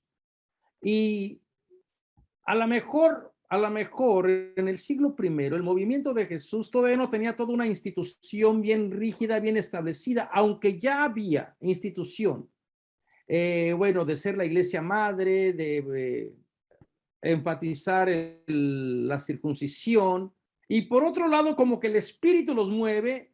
Y este episodio, uno puede decir, bueno, yo creo que con este episodio del eunuco, del etíope, del encuentro de Felipe, como que ya va a quedar ya la gente va a quedar incluida, ya no va a haber necesidad otra vez de que el Espíritu vuelva a recordarle a la comunidad de que hay que seguir trabajando por estar incluyendo a gente. Pues fíjense que no, porque después vienen los que van a supervisar la misión de Felipe, viene Pedro, viene Juan, a ver otra vez la parte esta de que Felipe ya ha evangelizado, como que no hay esta desconfianza de decir seguramente que no sería el Espíritu, sería que no le fue fiel al Espíritu. Y luego vamos a tener el capítulo 10, en el capítulo 10 donde va a tener esta conversación con Cornelio y Pedro. Y uno dice, ¿qué pasó? Pues no, que ya el Espíritu había hecho este cruce de fronteras, de cuerpos, de territorios, de culturas, de orientaciones sexuales. ¿Cómo es entonces ahora que otra vez Pedro va a tener que el Espíritu del Señor va a tener que mover a Pedro a que venga a la casa del capitán Cornelio y se siente a la mesa, coma con Cornelio y lo bautice? Como que acompañar a alguien no se da por arte de magia en la primera vez. Y lo primero que tenemos que ir haciendo conciencia es de que nosotros no somos los dueños de la misión. Nosotros no tendríamos el derecho de decir quién sí, quién no. La institución, pertenecemos a una institución, pero en esta institución tiene que ser motivada por la acción del Espíritu. Y tiene que ser los valores del Espíritu los que muevan a la institución. Y yo creo que aquí es donde nos tiene, y efectivamente, César, lamentablemente, yo creo que estamos a años luces para poder verdaderamente ser fiel al Espíritu de Dios. A veces son más los miedos, los prejuicios, que dejar que el Espíritu se mueva libremente, que empuje, que rompa fronteras y que siga incluyendo gente, que siga celebrando la vida, que siga creando comunidades donde la gente exprese su amor, porque de lo contrario, si nosotros cerramos la puerta a los nuevos eunucos, a los cuerpos de los nuevos eunucos, al final estamos siguiendo más a los fariseos y a la ley de la pureza, ¿no? De decir quién es más puro que otro cuerpo. Yo creo que tenemos que ser más fieles al Espíritu de Dios, y a lo mejor nos puede dar miedo, nos da temor. Miren, y antes de llegar yo a esta idea de los cuerpos, llegué con mi propia idea de mi propio cuerpo. Yo creo que todos en algún momento nos hemos sentido extraños en nuestro propio cuerpo. La iglesia como que se ha enfatizado mucho a ensalzar o a enfatizar la figura del cuerpo, pero como que no lo tome en serio. Tome en serio el cuerpo que va a ser espiritualizado. Tu misión es en el más allá. Tú no te preocupes en el más acá. Tú aquí prívate. Tú en aquí sacrifícate. Y como que uno vive extraño a su propio cuerpo. Estabas hablando tú de la migración, de migrar a otras iglesias, a otra. ¿Y qué pasa cuando uno es extraño a sus propios deseos? Cuando la iglesia misma engendra que la persona sea extraña, que no se abrace sus deseos, que no abrace su persona, como que la misma iglesia a veces nos crea disfuncionales y después nos quiere curar. Entonces yo creo que primero hay que abrazar tu cuerpo, celebrar tu cuerpo, y que es en el cuerpo donde se va a gestar tu interpretación de la Biblia, tu encuentro con Dios, la gracia, en este cuerpo. Y tener que celebrar un cuerpo que es sagrado y que es un cuerpo vulnerable, violentado, pero un cuerpo que al fin y al cabo querido y amado por Dios, porque no somos personas espiritualoides, y toda nuestra reflexión tendría que comenzar por el cuerpo. Y mientras se niegue una parte del cuerpo, se va a negar prácticamente entonces el cuerpo de Jesús. En el cuerpo de Jesús hay diferentes cuerpos, y estos cuerpos no se puede negar, decir solamente voy a querer el cuerpo, sí, el cuerpo que cumple todos los requisitos de que la iglesia pide, y los que no. Por eso está el énfasis del Papa de ir a celebrar, a incluir a otros cuerpos que se han ido relegando, que son cuerpos como desechables, que son cuerpos y historias que no son vivibles, historias que no cuentan, cuerpos que no cuentan. ¿Y que es difícil acompañar esos cuerpos? Sí. Pero si somos honestos, hermanos y hermanas, yo creo que todos en algún momento nuestro cuerpo ha sido conflicto también para la iglesia, nuestra propia historia. ¿O quién puede decir, oh, no, mi cuerpo sí es el 1% del cuerpo que sí es perfecto y de que todo está bien en orden? Nos movemos por gracia, al fin y al cabo, solo por gracia. Muy bien, gracias, Manuel. Tal vez nada más recordar, en estos días estábamos aquí con el padre Santiago, y dice que en su tiempo un criterio para entrar a las congregaciones, y estaba estipulado y descrito así, ¿verdad?, que el candidato tuviera buena presencia. Sí, o sea, sí. Bueno, Sí. y fuera hijo de personas casadas, o sea, no podía ser alguien que solo fuera... Sí, sí, y no hace mucho, hace muy poco. No, sí, por eso, que nos reíamos porque fue casi, o sea, recién, pues sí. Yo cuando estaba en el seminario allí en México, antes de conocer la verdad, como yo confieso, casi nunca he confesado de que yo una vez estuve en el Seminario Conciliar de México, y hay un busto que es del busto del padre Camachito. Todos pensamos de que era un busto de algún, tiene rostros más precolombinos, de indígena, totalmente indígena, pero bueno, también es que todo esto es los cánones de belleza. ¿Quién marca lo que es bello? Bueno, no muy agraciado según los cánones de belleza, y no lo querían ordenar. Esto fue en los años 40. No lo querían ordenar, una persona ejemplar, no lo querían ordenar porque daba miedo, porque su físico daba miedo, pero era muy bueno, era espiritual, tenía todas las virtudes. Y entonces cuentan que fue con el obispo Darío y le dijo, ¿sabes qué? Pues no hay nada, no te puedo retener más, pero no te puedo ordenar, tú vas a espantar a la gente. Y le dijo, bueno, te voy a ordenar con una condición de que me traigas a alguien más feo que tú. Dice, no, no hay problema, y que al otro día le llevó a su hermana. Entonces, esto tú dices, bueno, es que no es posible que todavía nos estemos moviendo con estos cánones, que todavía la iglesia lo da en el derecho, un dedo, no sé si ya lo cambiarían en cuestión del dedo mutilado. Tiene que ser un cuerpo completo. Esto está establecido. Bueno, tanto así, y si fuéramos más radicales, ¿por qué creen que no hay ordenación de la mujer? Solamente porque le falta el pene. ¿Basar una antropología solamente en eso? Solamente en eso, imagínense, ese es un criterio muy pobre. Bueno, yo lo digo, yo lo pienso, pero Muy yo sé bien. que en algún momento la iglesia va a pedir perdón, pero yo ya no voy a estar aquí para escuchar ese perdón de la iglesia a las mujeres, pero hay que vivirlo como si eso ya se hubiera dado. Muy bien, Manuel, muchas gracias por todas estas interpretaciones y tu punto de vista, muy valioso y crítico a la vez.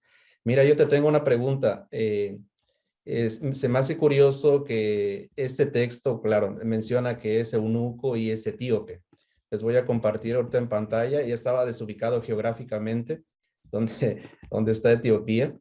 Y bueno, pues acá está Egipto, que saben muchas historias de Egipto, de positivas, negativas, etcétera, y hasta por acá está Etiopía, ¿no? Entonces la pregunta es la siguiente. Aparte de este texto, ¿se sabe otros textos o cuál era el contexto de Etiopía? Si se sabe algo bíblicamente. No sé si nos puedas compartir algo sobre esto. Hay una gran presencia, bueno, había presencia judía allí en Etiopía.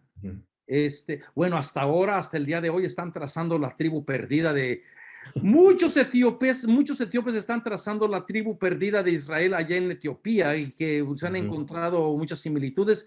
Y los judíos actualmente, por tal de ir y poblar las zonas palestinas, están aceptando eso como una verdad. Entonces, tú vas a Jerusalén, tú vas a Israel y vas a encontrar a muchos etíopes, judíos, especialmente en el ejército, porque el pueblo de Israel, el pueblo es más laico, pero siempre hay grupos más retrógradas y todo. Entonces, desde el punto de vista histórico y arqueológico, siempre ha sido poblaciones judías muy extensas allá en esa región. Entonces, el cristianismo ya está, muy pronto llegó, Gera, muy pronto, igual que para Egipto, porque eran rutas comerciales. El cristianismo llegó muy temprano, incluso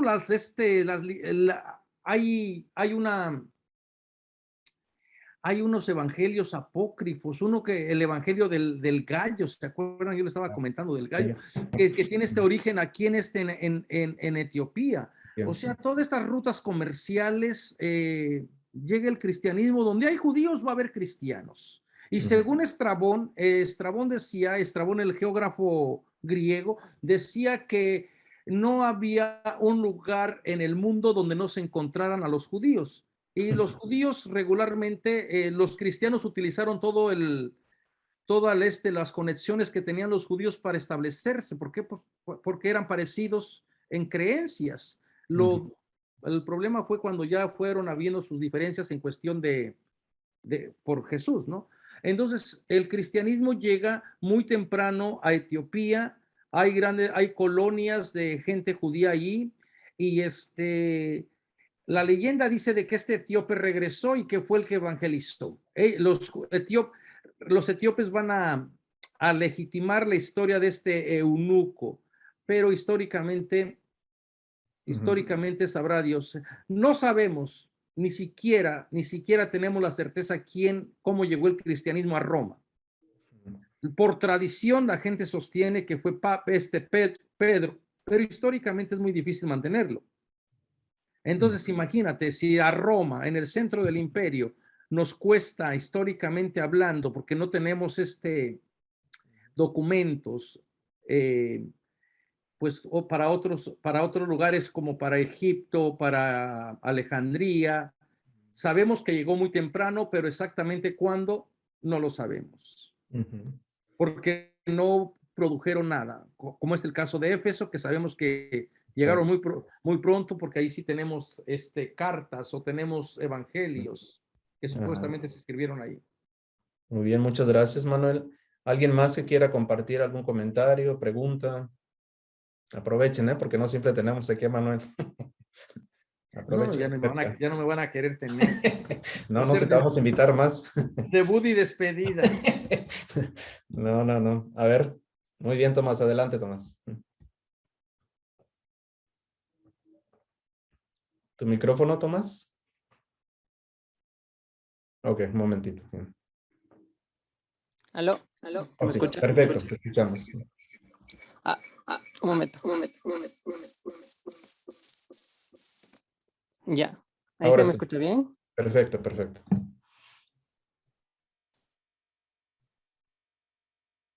¿Aló? Sí, Sí. adelante. Sí, te Adelante. escuchamos. Ya, gracias. Es que no sé qué pasó con el micrófono, Sí, sí, entonces, sí, exacto. pues los dispositivos. Bueno, no, primero que todo, mucho gusto, Padre Manuel. Muchas gracias, sobre todo por esta charla. La verdad es que sí, me parece muy necesario este tipo de charlas, porque son normalmente temas que no se topan. Y inclusive a veces cuando se habla de, bueno, hay que ir a las personas pues marginadas y se habla de los pobres, de los extranjeros, pero muchas veces no se topa el tema por ejemplo, del tema de la diversidad sexual. Es un tema como que les da miedo hablar, no sé si por cómo se la tomará el público, son temas tabú. Y creo que es muy importante porque si Jesús fue a los marginados de su época, yo creo que la gente que se encuentra muchas veces excluida, lastimada, justamente es esto. Y lastimosamente ha sido en gran parte por discursos religiosos que los discriminan. Entonces yo creo que son este tipo de lecturas, bueno, relecturas, interpretaciones que son importantes para, bueno, poder ser más fieles, yo creo, al mensaje, a las enseñanzas, al modelo de vida que nos enseñó Jesús. Entonces, bueno, en ese sentido quería agradecerle porque a mí me gusta mucho justamente este tipo de, digamos, de discursos que salen de lo común, que van más allá y me gusta mucho eso, que conecta mucho con las realidades que hoy tenemos. Nada, y bueno, creo que también topando el tema de este versículo, también a mí me gusta mucho esto porque es aparte del tema que topa del eunuco, es justamente de un poco llamado, ¿no? A ser guías en la lectura de la Biblia, ¿no? Creo que Eduardo Arens era el que a partir de este versículo hace un hasta ensayo que es ¿entiendes lo que lees? Justamente de cómo nuestra misión es acompañar, guiar, no imponer, justamente en estos temas de cómo podemos nosotros hablar con personas o enseñar la Biblia, predicar la palabra de una manera pues mucho más madura, mucho más actualizada, mucho más académica, sin por eso perder un mensaje liberador y transformador. Muchas gracias, Tomás. Bueno, yo creo que César va a tener no sé si tenga más información, pero parece ser que en el capítulo que nosotros acabamos de celebrar, los claretianos en Roma, en agosto, parece que salió mucho el acompañamiento a la comunidad LGBT, la misión. Entonces, que salga por lo menos en un documento. Yo escuché, alguien me comentó de los que participaron allá, de que fue una constante de varias partes del mundo, de los capitulares que estaban, como estaba comentando César, de cómo acompañar a una comunidad que ha sido marginada, a una satanizada, que prácticamente se le ha cerrado las puertas de la iglesia, ¿no? Y que a pesar de todo siguen buscando su espiritualidad, siguen sanando su historia. Bueno, ese por un lado. Y yo creo que, pues no sé, se tiene que ser bastante profético. Y no solamente, fíjense cómo a veces nosotros, la buena noticia de Jesús tiene que ser buena noticia para todos y para todas. Yo siempre parto de ese principio. Si no es buena noticia para un grupo, yo tengo que dar buena noticia para lo que le apasiona a César, que es el derecho a la creación, defender los árboles, el agua, el cuidado de los animales. Buena noticia para las minorías sexuales, buena noticia para las mujeres, buena noticia para todo mundo. Pero a veces como que nos tomamos la bandera solamente y nos casamos con una minoría, con un grupo que ha sido discriminado y nos olvidamos de otros grupos, porque todavía no llegamos hasta ahí. Todavía nos falta todavía crecer. Y yo creo que la iglesia, si quiere ser signo de buena noticia, tiene que aprender a escuchar, tiene que aprender a acoger y a caminar con tanta gente que ha lastimado por su discurso homofóbico, que ha segregado y que ha causado la muerte físicamente. Ustedes saben que todo el discurso que a veces se dice desde el púlpito tiene consecuencias donde los muchachitos se van a suicidar. Y a veces esas muertes repentinas que nadie sabe por qué se suicidó, pues porque a lo mejor estaban descubriendo su sexualidad, estaban tratando de ver, y hay muchos casos de estos comprobados de verdad, acá en Estados Unidos. Estoy hablando de Estados Unidos, desconozco la realidad de América Latina, me imagino que ha de ser igual, pero como es tabú y no se habla, esto por un lado. Y ahora, estos textos genial del padre Ares, claro, nosotros utilizamos mucho su Biblia, la Biblia sin mitos. Estos textos, estas relecturas nos pueden enseñar de cómo usar el texto, cómo entrar en diálogo con la Biblia, con el texto, porque el texto puede ser también como una palabra de muerte. El eunuco no va a ser tan tonto para comenzar a leer el libro de Levíticos, seguramente que no, porque lo va a excluir. ¿Y qué es lo que pasa a nosotros en nuestras relaciones? Siempre salen con los textos de terror. En las conversaciones con la otra gente que viene a hablar de la palabra de Dios, siempre comienza la conversación por los textos más difíciles, más espinudos, y se olvidan de los textos que los unen. Se olvida de los textos que a lo mejor estarían de acuerdo. Y ya cuando van a ver algo que estaban de acuerdo, ya vienen todos descalabrados, todos aquí con heridas abiertas, porque ya se excluyeron unos a otros, ¿no?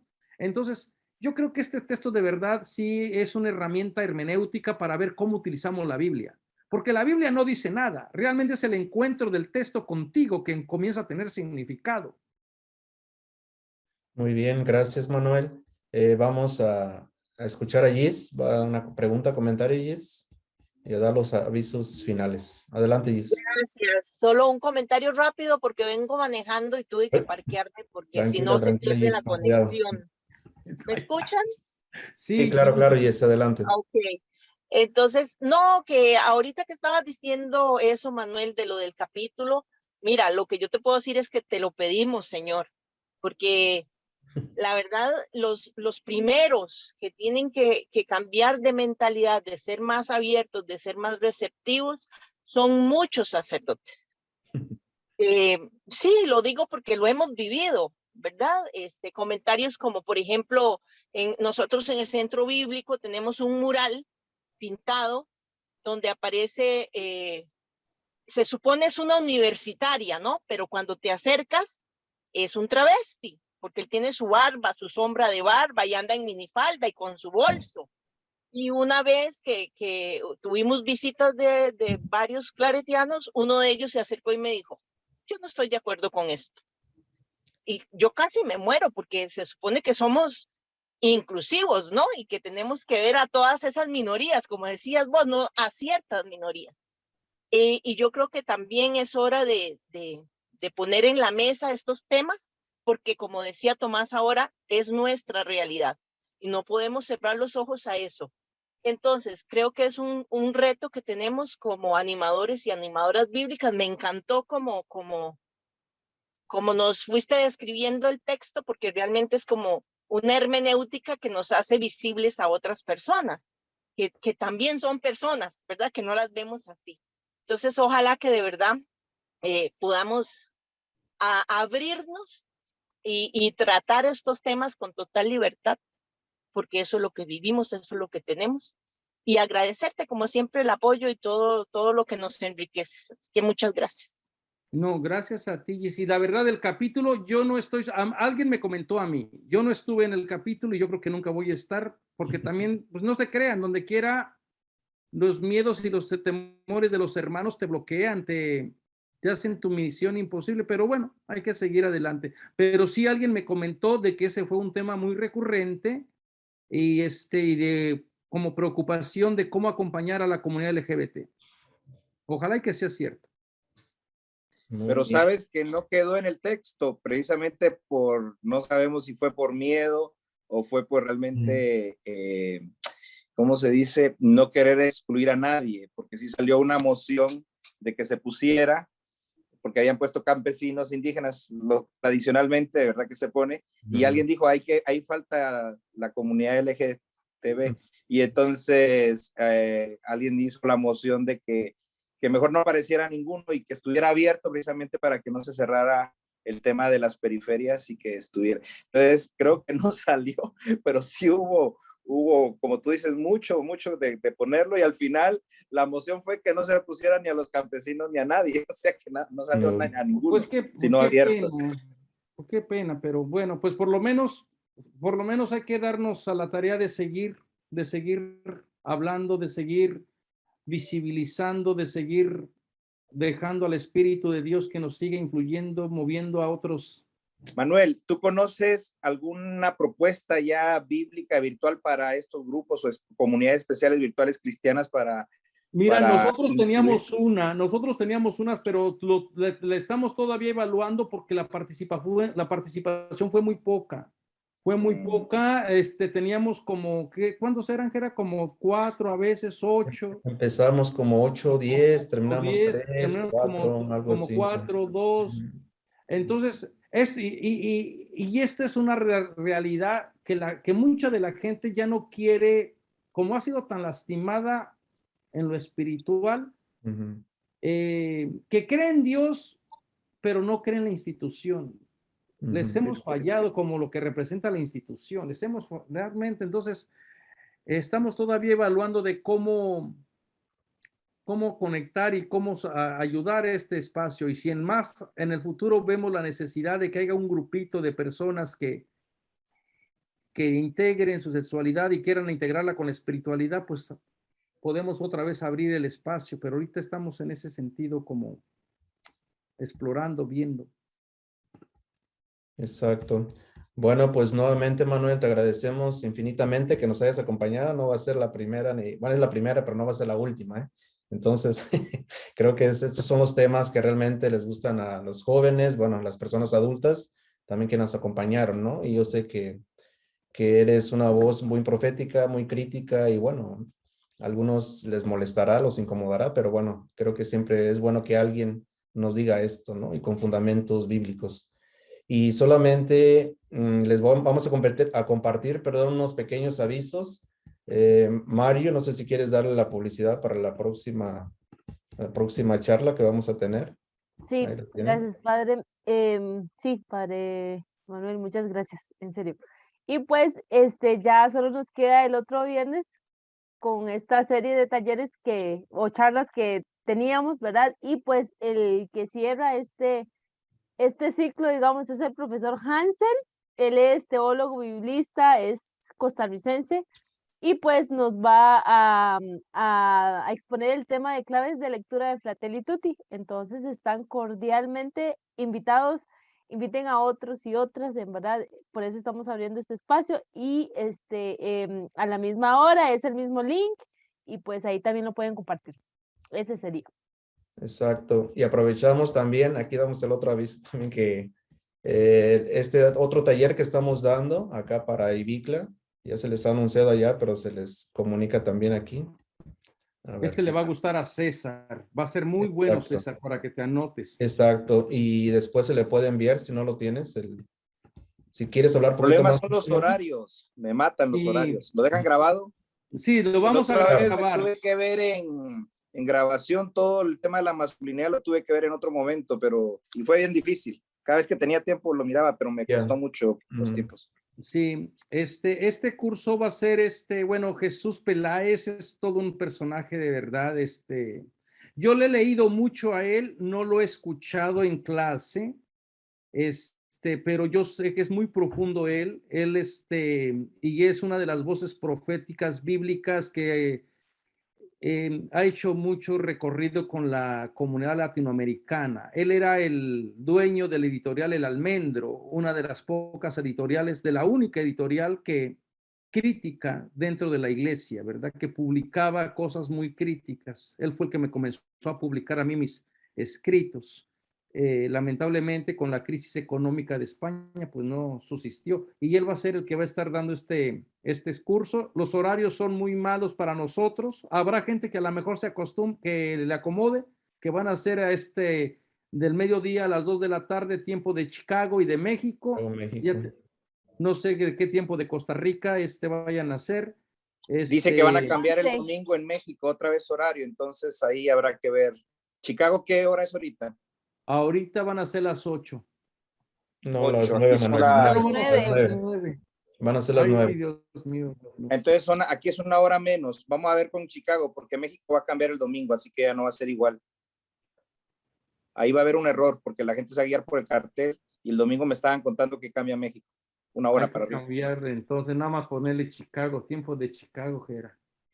Ya, lo que pasa es que yo lo había visto, Manuel, y lo cambiaban hasta más adelante, pero bueno, ahí ahí lo vemos. Bueno, entonces ya saben, y los vamos a grabar todos, y a lo mejor, fíjense que a lo mejor sería bueno que nos dejen saber si los vieron, porque queremos tener la propuesta de ver si hay gente que a estos horarios les acomode. A lo mejor habrá unos 2, 3 que por ahí les diga, me va bien, ¿verdad? Habrá otras personas que parece que estamos más ocupados ahora con lo virtual que antes que en lo presencial.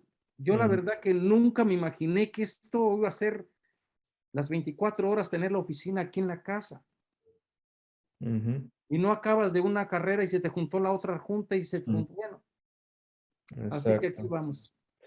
Bueno, pues nuevamente, Manuel, muchas gracias por haber compartido tus conocimientos, tu sabiduría, tu pastoral también con nosotros, con nosotras en el grupo de Revijukla y con todas las personas que nos acompañaron. Muchas gracias, que pasen buenas noches. Gracias, y nos vemos en otra ocasión, ¿ya? Gracias. Que descansen. Abrazos. Gracias. Muchas gracias. Gracias por la invitación. Chao, chao.